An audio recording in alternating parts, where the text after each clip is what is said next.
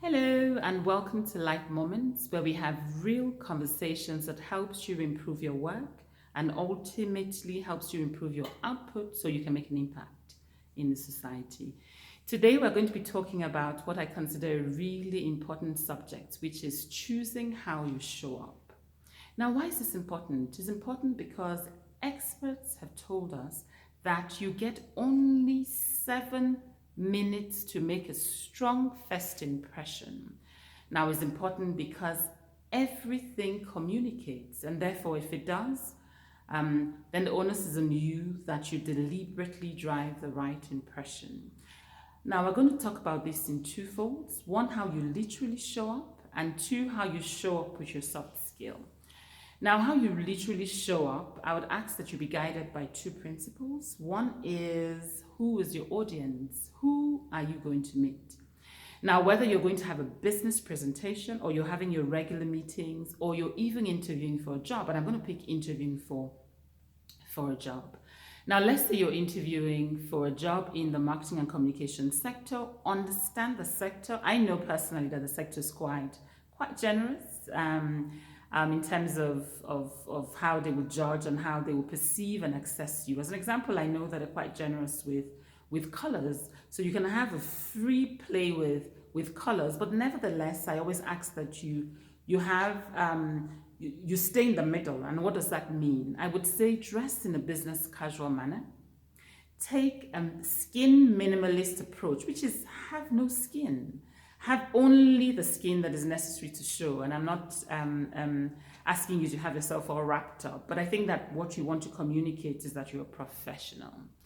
Now, let's say you were interviewing for a medical director in a medical center. Obviously, you want them to think that the doctor with all those big qualifications they've seen on the resume is the same man who has come forward and is sitting before them. So my first recommendation is that you go business, fully business. And for the men, it's the regular suit, if you may, a tie, preferably, or if you may not with a tie. But for the ladies, I think that whether in the Macom sector or in the medical field, I think that having minimal makeup is important, which is not having a slur of makeup. There is obviously makeup for day and night and nighttime. Not having clothes that are too snug and too tight, because obviously you don't want to give the wrong impression. Now I'm going to move over to the soft skill, which is equally important. And the first thing I'd like to say is I'd rather that you went into a mode of being overly polite than under-polite. As an example, if someone says you walk into the room and then you meet your interviewer, I would say to him, "Good morning, sir," and "Good morning, ma'am," or "Good morning, ma." And let her or him be the one to say to you, "Oh, no, my name is Thomas. Please just call me Thomas." Now that's fine, because you've left the impression that I'm a polite person. I would respect your personal or your private space. Now, so when you meet him or her, you've looked at him straight in the eye, you shake him and you say, "Good morning, man, good morning, sir," which reminds me of a friend of mine who told us the story of how he struggled in the early 2000s after grad school, because he was a regular African child who was taught you don't look at your parents straight in the eye. And then in the office, people started chattering to say, "Hey, this guy does drugs. He doesn't look at people in the eyes." There's no place for not looking at anyone in the eye this day. So you look them straight in the eye after you said the hello.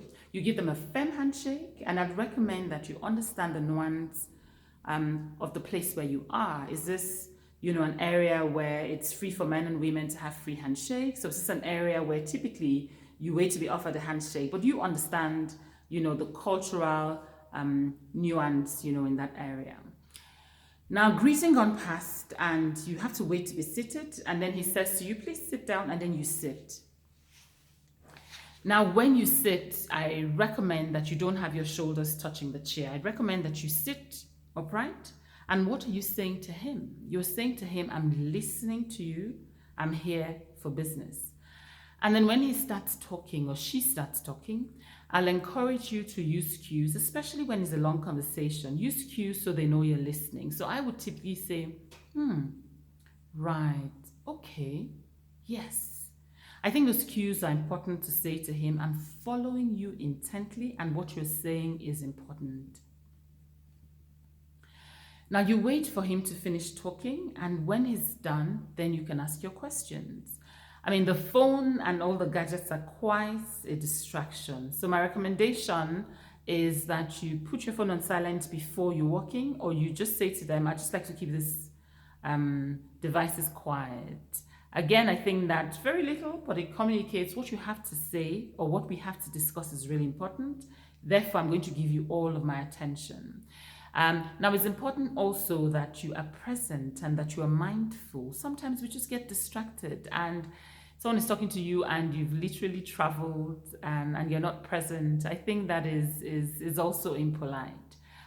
So when you show up in this manner, seated professionally, having gone through your rounds, you put yourself together, not too much makeup, not too tight clothes, and then I think that he'll take you seriously, and I expect that you have a good conversation. So I'm going to say to you this week, whether you're having a presentation, a business presentation, whether you're going for a job interview, or whether you're having your regular 9 to 5 meetings. One, understand your audience.